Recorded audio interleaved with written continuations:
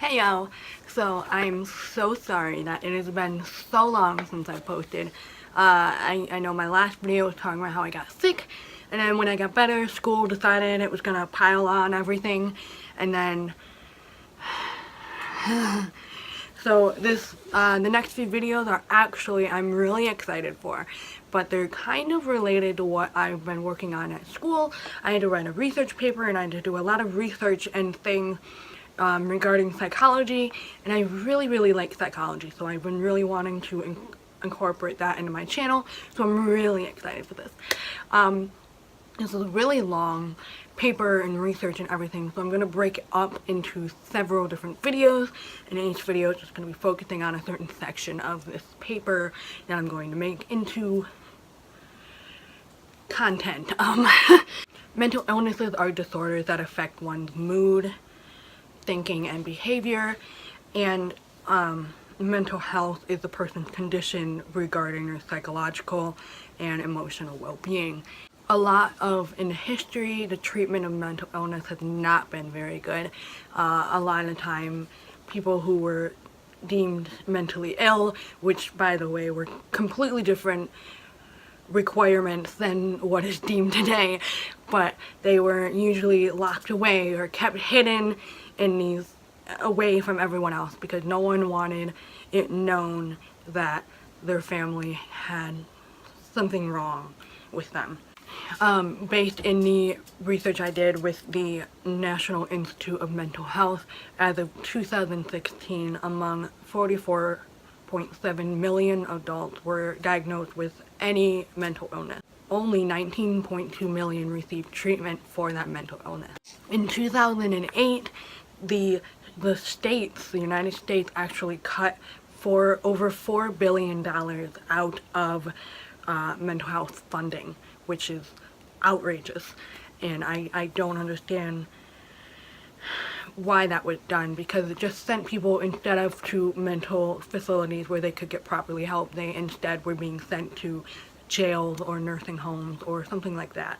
As of 2016, the number of deaths by suicide has actually been recorded to be over 200,000 deaths a year by suicide, which is devastating, and I will be posting links and numbers and stuff you can do in the description to, if you're struggling with any suicidal thoughts or anything, and then of course you can always reach out for me if you just need to talk. I know you can only, people can only promote websites and phone numbers so much, but so now that we got all those depressing numbers out of the way, so as of right now, the most commonly used manual for mental disorders is called the Diagnostic and Statistical Manual of Mental Disorders, or the DSM.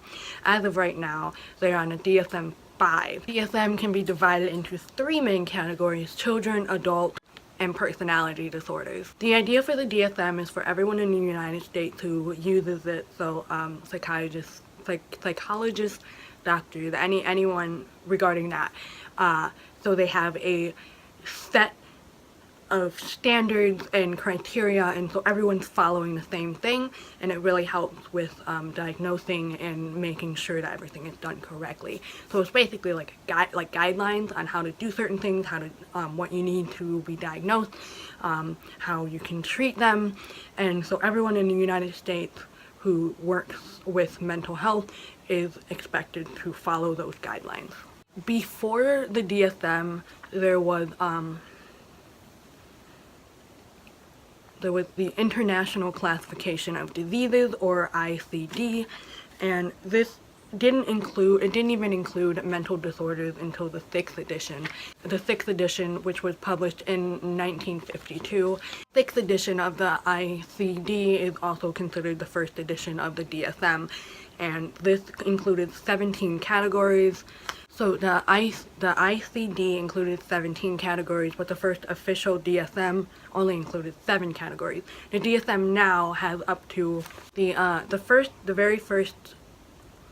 ICD had 17 categories, and then that was changed to 7 categories, and then that was changed again to 22 different categories.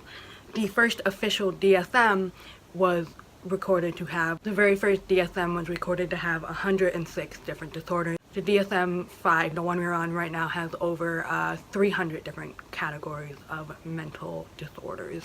So the 7 categories that were in the DSM in 1840 were mania, which is a mental illness marked by periods of great excitement or euphoria, delusions, and overactivity.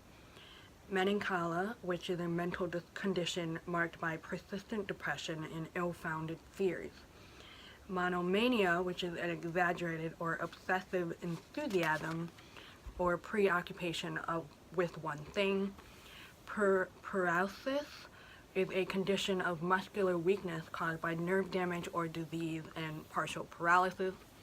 Dementia, a chronic or persistent disorder of a mental process caused by a brain disease or injury and marked by memory disorders, personality changes, and impaired reasoning. Dipsomania, or alcoholism, specifically in a form characterized by intermittent bouts of craving for alcohol. Epilepsy, a neurological disorder marked by sudden recurrent episodes of sensory disturbance, loss of consciousness, or convulsions associated with abnormal electrical activity in the brain. The cool thing about the new DSM-5 is in their table of contents, they also explain how different conditions can comorbid or can relate to each other, or what you're more likely to have, including whatever else you were diagnosed with. If you were diagnosed with something, then there's probably a higher chance that you'll get diagnosed with this further along the way, etc. And the way that the DSM-5 is organized is that disorders that occur in childhood appear first, and then adolescence, adulthood, and later in life.